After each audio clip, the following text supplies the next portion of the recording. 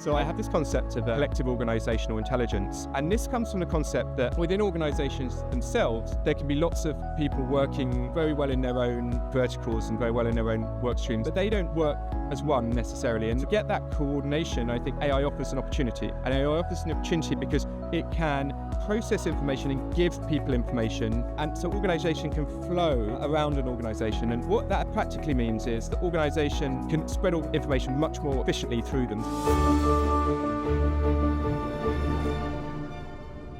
Very good afternoon, everyone, here live from Doha, Qatar at the World Innovation Summit for Education with Wise on Air. My name is Aldo de Papp and I'm the host of Pulse by Alpha Wire, brand new podcast. And I have the great pleasure of sitting here with Paul Alfield, a data AI lead at the Education Outcomes Fund. A very warm welcome to you, Paul.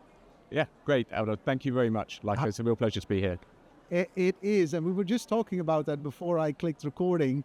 How's your Wise been thus far?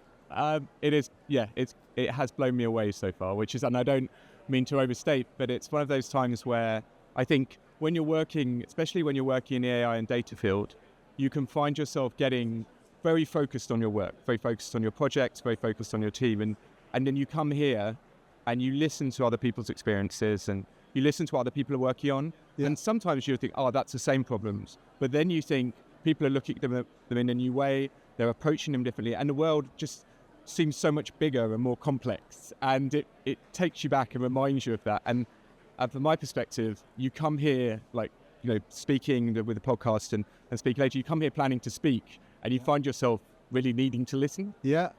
I love that. You come here planning to speak and you find yourself listening, reaching out. Can you give an example of something that you've heard already that kind of was very compelling to you or that maybe inspired you? Yeah, I think I was listening to the keynote this morning, and especially from the standpoint of the ethics standpoint, which came out initially, was it front and center places you in that realm, but also when it came to Mo from Google X. And when he was talking, and he was talking about the role of, firstly, to hear from someone of that standing say AI is not overrated, it's underrated, and when you look at it up close, it kind of reinforces that kind of instinct from the work that I've done that is the case.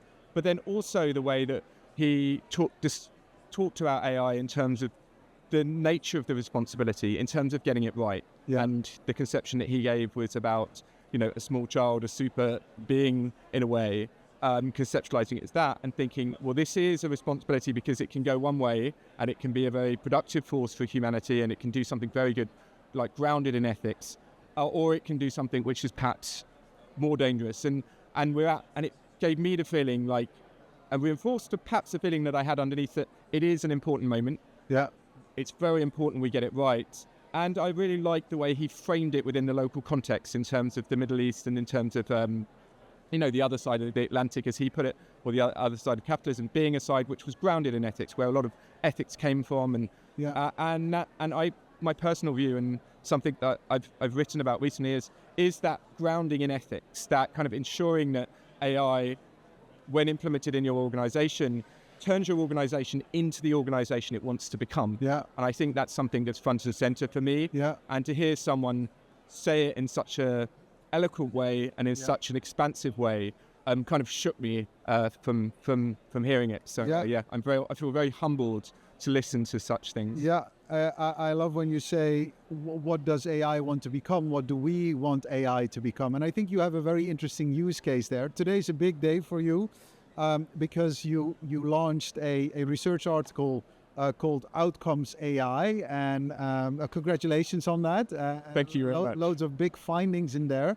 But before we dive into that article, I first wanted to talk a little bit more about you so people listening in have an understanding of who you are. So you've been all about data for now 20 plus years, even longer than that. And first, very much on the financial end. So you worked for JP Morgan, right? Yes. Big bank.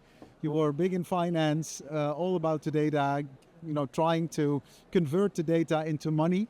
And at some point you said, well, that's enough. I wanna go to a place where I can have real impact, and that impact is not money. Do I say that correctly? Yeah, I think you've made me feel a little bit blushing in sense of that. But it was a really privileged journey. It was a fun journey, an exciting journey to see it the way that perhaps I've seen it, which was where I started my career in long-short equity trading. So I started slightly before I was at JP Morgan at Deutsche Bank at the time, and it was a point in financial markets where like big data and algorithms were just kind of getting going, but they weren't really there yet. So I was really fortunate to see what happened in financial markets before, quant funds before high frequency traders existed. So I saw an environment which was very existential. Like when you were a trader back then, you rolled up your sleeves, you turned up to work, and you had to make decisions based on information in your head. Like you didn't have time to build models. Models couldn't interact with the market. And then I was fortunate to see that period of time. And I was a long-short equity trader at Deutsche Bank for 3 or 4 years before moving over to JP Morgan. And then I saw there was a point where I was at JP Morgan where I saw the power of data, like collecting data together, analyzing it, the power of new models and Python-based infrastructure being introduced, so coding that was more accessible. And I saw that arrive, and I was part of it where I set up a trading desk in 2012 at JP Morgan, the first systematic trading business in Europe, which grew into a big platform. And so I got to see how it worked in the banks. And then I set up a similar desk, built this infrastructure over 5 or 6 years, and then set up a systematic trading business at JP Morgan, again from the kind of grassroots. But why I think it's a really privileged position and really exciting opportunity is that when I first started doing this, it was very expensive. Like you had to buy servers, you had to hire like developers who were really expensive, and they were good, but they're expensive. And then you had to maintain it, and you had to maintain your data, you had to pay for it. And we had servers and backup servers, and we had multiple computers under our desk. It was really expensive to maintain this infrastructure. And now we're at a point where you can do all of this. Like our team at EOF is me and an intern, and the capabilities of what you have now, if you're leveraging the technologies, are what you could do when I first started in 2012, building this infrastructure. And I would say you need 1 to 2% of the resources that you needed in 2012. And that is incredibly exciting. And to have made the switch, which, I'm very excited to have done, but I'm also excited that I can do it at a point where a lot of the things that I built are also achievable without the budgets that we had in the banks. A new dimensioning is opening in how I perceive you. I first had you down for a data analyst, but you're actually a system builder, and then from there on you start interpreting the data, right? So which is so valuable, because in order to understand the data, we also need to understand the systems that we use, right? And that's actually what I want to talk a little bit more about you, because we called this session, you and I, Rewiring Education, AI, Data, and the Shift to Education, and you're the AI data lead at the Education Outcomes Fund. Let's talk about AI specifically. What, for you as a system builder, what does AI mean for you? So it means primarily that we can do more, so in terms of the data, and we can do it more accurately, and we can share it more broadly. And I always break things down into 3, so I had to define the thing. But an example of this practically at the Education Outcome Fund will be, so our costing data works. So we have, within the education space, there's a limited amount of costing data for various different reasons, and very good reasons. And one of it in the past is it's time-consuming and problematic to collect that data, and often the education of the children is rightly prioritized than collecting and analysing the data, which can be very time-consuming. So what we're building at EOF, and what we've actually built and tested out in our program in Sierra Leone, is some AI, some scripts which leverage large language learning models within a safe environment, so a ring-fenced environment to do with the data it's protecting. And it can take in inputs of various different costing data in loads of different forms that we take from our implementing partners. And it takes that data and it restructures it and repackages it in a form that can then be used for reporting, it can be used for research. Yeah. And this whole process in the past took, say, 3 months end to end. And that's not solid working, but it's 3 months. and hundreds of man hours to collate this costing data. And now what we do is we take the exhaust, so we take existing finance systems from the implementing partners, we run an AI script, and the first process took a couple of days, but I think we've got that down to a couple of hours. Wow. So the lead time on this is less. It's better quality on the output, and it can be shared more broadly. Yeah. So it ticks all the boxes, and this is one work stream.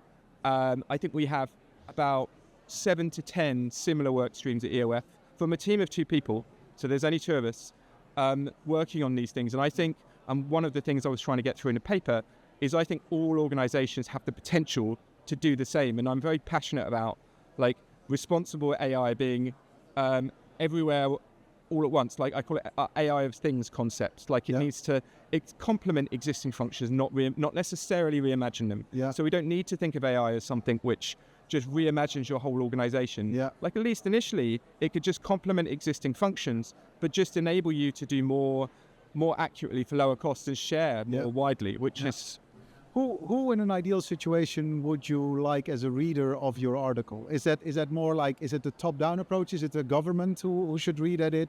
Because these are people who are implementing systems, how to use AI and how to kind of interpret data to create better educational situations in, often their country or their school or their environment. So who's your target audience?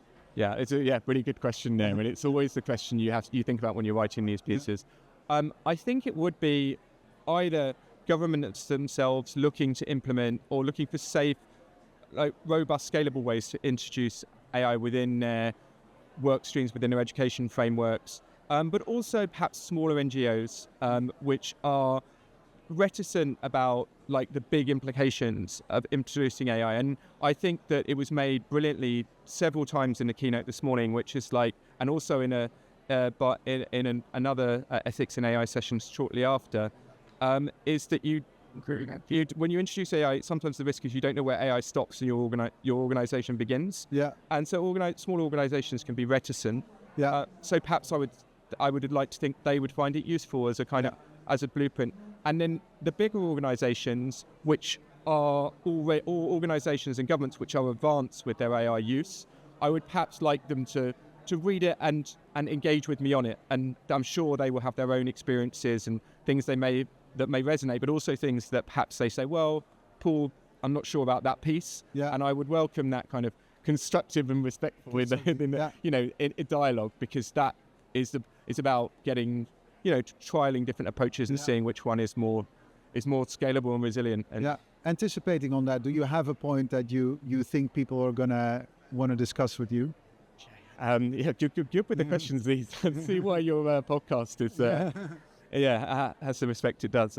So I think the one point which I got a little bit of pushback from internally, and I was kind of keen to get in there, was this concept of collective organizational intelligence, and it was seen as a bit of a sort of nebulous or perhaps a difficult to define concept. So I'm going to try, and if I can't manage it in this podcast, then perhaps I need to give up on it as the concept.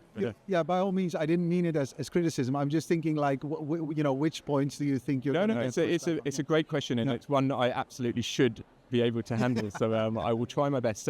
So I have this concept of collective organizational intelligence, and this comes from the concept that within organizations themselves, there can be lots of people working very well in their own verticals and very well in their own work streams, but they don't work as one necessarily. And the reason that to get that coordination, I think AI offers an opportunity. And AI offers an opportunity because it can process information and give people information, and so organization can flow around an organization. And the way I mean that, and a practical example of that might be that when quality information is produced or when meeting notes are taken, it can be stored centrally and then retrieved through agents or bots. But what that practically means is that organizations have information, can spread information much more efficiently through them, so people know what other people are doing, and then they can create the connections. But what I believe is that then organizations can start to move much more as one, because they have the same access to information. They can challenge it in either real time or in a sensible way that means the organization has the same kind of values and belief structure and truths.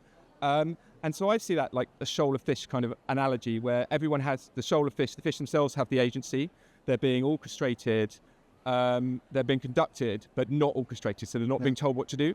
And I call this collective organizational intelligence. It comes from the dynamic that AI largely is inductive. Like it looks at the past and then it kind of predicts what's going to happen in the future, which is great for giving people information, but people are quite deductive.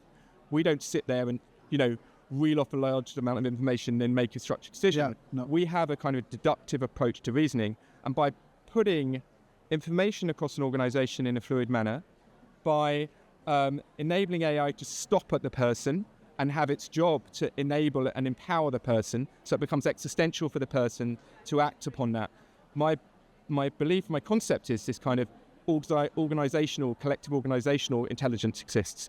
So I see it as an organization moving like a shoal of fish. So it moves as one, it moves harmoniously. So that was my attempt at explaining that kind of but it's a symbiosis between human intelligence and artificial intelligence. So that would be the ideal situation, right? That's what you're looking for. So that's a lot more succinct version of it. But in a way that both ethically and optimally. So optimally, because it's better outcomes for the organization, it's more efficient, it's better quality, but also ethically for the individual, because it's existential and it's empowering. So it has that aspect to it, and I think that's an important dynamic that I want to imbibe. And I was trying in my paper to kind of put together ways that can be achieved. Yeah, that's wonderful. So I recommend everyone read Outcomes AI.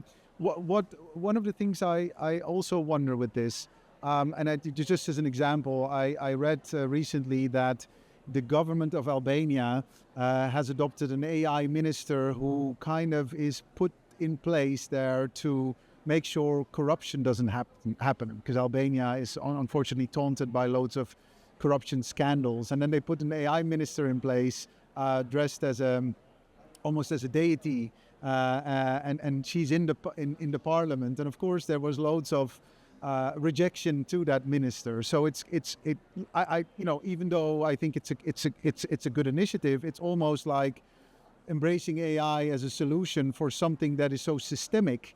Is it really a solution? One could wonder. So I was trying to bring that back, not to say that that's the same for your suggestions maybe in education, but are we sometimes not looking for a genie for problems that are very deeply rooted in certain ways we are used to do things? So on which level is it a solution, and where can we already dismiss it right away, or maybe it's way too early to say? Yeah, I think it's a really, really good point, and it resonates with that again with what Mo was saying earlier on in terms of the from Google X, and also the responsible AI meeting that was covered this morning, which was talking about ways that AI, the ways that you can use AI to empower the individual, but it shouldn't be an answer. It should be a way that you empower yourself. And I think that very much like in terms of our programs at EOF, where we're looking to, we're starting to, as we develop programs at the moment, and we're getting, we're interacting with implementing partners, we're getting information on the way people are using EdTech.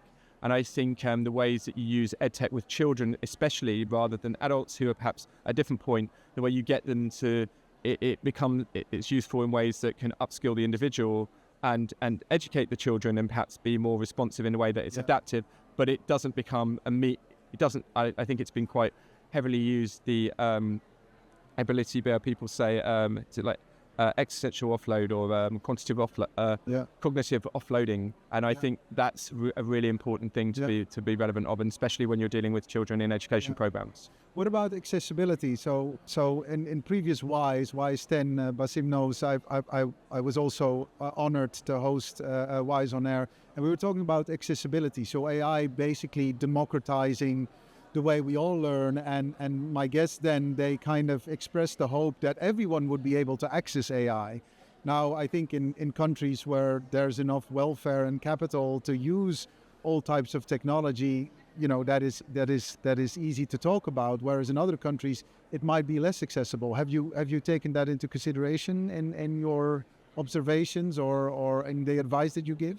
Yeah, I think that's a really important one, and there's I think Microsoft recently published a diffusion piece on AI accessibility, and the first thing they noted, which is slightly straight from the question, but they noted that AI has like now 1 billion users of like AI regularly, which they categorized as the fastest growing technology in human history. Yeah. And I perhaps would even I would say that isn't hyperbole. I think it is really really in terms of adoption is huge. But one of the things that was noted in that paper was the real like divergence in terms of accessibility. And I think that was the warning that came from me in terms of reading that research. I think there's hope in terms of the way that you can see that certain language models now, the compression technology available in the language model, can be like, don't need to be online, so they can be run locally within computers. And that gives us a lot of hope, because it means that you can have like essentially access to, the world's information and its ability to restructure it and tailor to you from something which is within a classroom and people can use. But it also means that accessibility, like to ensure that people don't get left behind and we use these tools and get them in front of people, like the time is now to get it right and make sure we use it in the right way. Yeah. So it's both something to be hopeful for, but also something to ensure that organizations get it right. And I think that's why at EOF, like our projects and especially the ECE portfolio, like the younger children portfolio, like getting quality access to children, quality access to education in front of children in this environment where we can do more, it's the time to do it. It's the time, most definitely. Looking at the clock, we have 10 more minutes, and I want to hear from the audience. So if anyone in the audience has a question, then I don't know if there's a way, but then maybe you raise your hand and we can discuss it. But we also have, for those of you who haven't seen it, we've got a poll question out, and the question is, which area of education could benefit most from AI in the next 5 years? So give us your prognosis. I will look at this poll question. We're not at the end, so I'm not allowed yet, but do give it a try, or do give us your answer. You can easily scan the code on the screen to participate and answer the question. We would love your input on this as well. I think what I like about this, what I like also about here, this event, humanity.io, is we're really looking at the human component in AI. We're not afraid of it anymore. We're embracing it. We're giving it a kind of a place in our lives and in our hearts. And Mo Gauda did that beautifully. It's like it's a child we need to educate, which I really like. For those of, and I take it, Paul, you are an optimist when it comes to the use of AI. What would you say to those who are slightly more pessimistic, who are saying, well, we're all done here as humans? I think Elon Musk had something, in 10 years, no one of us will have to work. It's going to be a choice. So AI, I mean, he's obviously an optimist, but a hyperbolic optimist, I would say, the kind of on that level. On the more pessimistic end, I'm thinking like, okay, people will be jobless. People will lose jobs. For early starters, it's more difficult to get a job than it was before. I'm trying to look at the pessimists here, the pessimistic scenario. Do you have any, Paul? Do you have any scenarios that you're slightly more afraid of than others? Yeah, it's a really good question, and it gets to I guess that kind of hypothetical for planning of future events. And I think, well, the optimistic side is the power that it gives to the individual itself and focusing on the individual. But your question reaps to the heart of a much bigger part, which is how it changes the whole system itself. Yeah. And I think, like, obviously beyond, like, organizations and governments themselves have a responsibility to use AI to create the kind of world that they want it to be. And I would like, the one thing I would say to that is, and partly what we're doing at EOF, or what we've done at EOF, is to have a deliberate approach to this, like not a passive approach to new technology. Deliberate, and imagine that end state within the areas that you have control of. So within people, within organizations, or within your own work, have a visibility of that end state, what you want it to look like. Because I think the answer is not to sit back and passively be along for the ride. Because I think that perhaps is where makes the scenarios perhaps you described more likely to happen. But if we do this with respectful dialogue and conversation and a plan, and a deliberate plan, then I think we'll get to a much better optimistic spot. We shouldn't be defeatist about it either, right? We shouldn't say like, okay, that's it. I 100% agree with your approach. let's engage, let's try to understand it, because it's, humans created it after all, so we can steer it to, in our direction, and we should be optimistic about that. As the Education Outcomes Fund, you are an international organization. So that was my last question, like, how do you compare results? How do you compare outcomes, looking at the fact that there are so many things to take into consideration in your comparisons? And again, also to the use of AI, we earlier spoke about accessibility, but maybe there are other things that I'm not aware of that might be good for you to kind of understand and put in practice at the Education Outcomes Fund. Yeah, I think it's really important, and I think there's not like I think we should not fool ourselves into thinking that there's a perfect end state, like to compare things perfectly across countries, and respect, and that there are regional differences and differences that aren't captured by the data itself. Yeah. So I don't think AI, it gets you to a spot which is the perfect answer for comparing programs or comparing results. And I think that's why an approach which puts the data to a person who is highly skilled and then can contextualize it and understand what the bits that are missing. But what AI does do is it gets you to that spot where the data is presented to the person, or the information is presented to the person, where they're in a much better position. Yeah. It's analysed, it's compared, it's you can absorb lots more qualitative information and quantify it or present it or make it summarised. So it gives you a power to do a lot more, but it doesn't solve certain problems and contextualise things which, based on the information available, isn't possible to contextualise. Yeah. Loads to be learned. Let's dive into the question now. Any questions from the audience, by the way? Any burning questions? No takers at this moment. Don't worry. Oh, there's a question. Big philosophical question. I'm just going to repeat it so we have it on recording. Yeah. It's about, is AI going to be in the driver's seat? And are we just going to look at it and accept it for what it is, or are we going to have our interpretation of AI? So which one will prevail? And beautifully, the gentleman used the example of Mo Gaudat saying, like, we found out through AI that we're doing maths wrong. So all of a sudden we have the observation, we've been doing this wrong. Our human brains couldn't get our heads around this. And now we discover we've been doing it wrong. He also mentioned, people, use AI to write a letter to their loved ones. But actually AI has been, it's now almost, has found ways to cure cancer and all these big things. And we're hardly not even talking about it. So also the perception of how we work with AI, how we integrate into AI, are we doing that in the right way? Yeah. Paul, answer this question. It is an absolutely awesome question and a very good question, and really strikes to the heart, I think, brilliantly of the key point. And I'll respectfully try my best, but it's a question it's a very big question. But I think that when you're sticking to domains where there's an achievable outcome, like that when it's matrix maths and it's a new way to approach it and it's 23% quicker, then you can say that within that observable space, AI can change the system and can change it within that realm. When it's curing cancer, AI makes an approach, the cancer rates for curing or cancer treatments are better. When it's looking at genomes, the way to analyse certain perceptibilities to certain conditions, you can see observably within that space that AI has achieved a better outcome. So within those spaces, I think you can, with comfort, start to implement AI. The problem comes, and I think your question was striking towards, the problem comes, and I think the question brilliantly targeted towards, is when AI starts to change the whole system beyond which we can't observe it.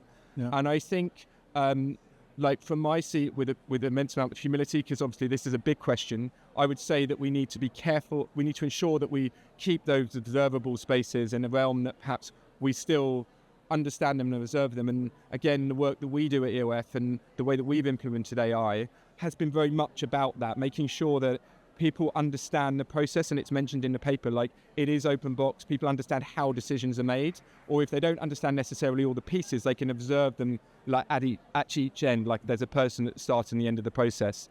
But the question is very good, because having seen life in the corporate world, the most efficient method generally wins, even if the most optimal and ethical method is perhaps like the desirable end state. And it's a very good question, because that part of it is a hard one to answer. Yeah. I hope that's good enough. It's a good start, and we should keep on talking, I would say. Very last question before we go to the poll. WISE 12, we are here today, the year of our Lord 2025. In 2 years, hopefully it's going to be another WISE. Where will we be with AI then? Could you give a little prognosis? We're asking you all the questions. You're the oracle of AI here today. Yeah, it is a very good question, and I will finish it on like a hopeful note, where we will start to see the evidence coming through of the pieces that work, and we will be sharing. And I think there's very reason to be optimistic about the ways that people have shared information from reports and studies, and ways that, for example, AI and LLMs have been used to teach people. So I'll be hopeful in that information will be becoming more available, and we will know what works and what perhaps does a little bit of harm and perhaps shouldn't be used. Yeah. And we will be backing the things that do work. Yeah. Let's almost end on that note. Quickly going to the poll. So thank you so much to the audience for answering this question. So the question was, which area of education could benefit most from AI in the next 5 years? And the options were targeting resources, measuring outcomes, early warning systems, reducing admin burden, or personalized learning. And our dear audience has chosen as a majority tied for measuring outcomes. So we're going to benefit using AI in measuring outcomes, and the gentleman from the Education Outcome Fund might hopefully agree with that one, and personalized learning. Any things you want to share? Is that spot on to your feeling? I think it's absolutely spot on. We've got a very engaged audience. That, in my opinion, I think that's exactly what I would have said. So yeah. Okay, let's continue to focus on education outcomes. And Paul, thank you so much for all the hard work that you do in this specific field with the Education Outcomes Fund. I'd highly recommend for everyone to read outcomes.ai, Outcomes AI, that's the name of the article. Where can people find it? They can find you connect on my either through my LinkedIn profile or the Education Outcome Fund. You go on our website. There's a link to it which has just gone back up from our head of comms has kindly put together, and so yeah, it's on there. And we'll be sure to include it in our show notes. Thank you so much for your time, Paul Alfield. Thank you very much. Thank you, my friend.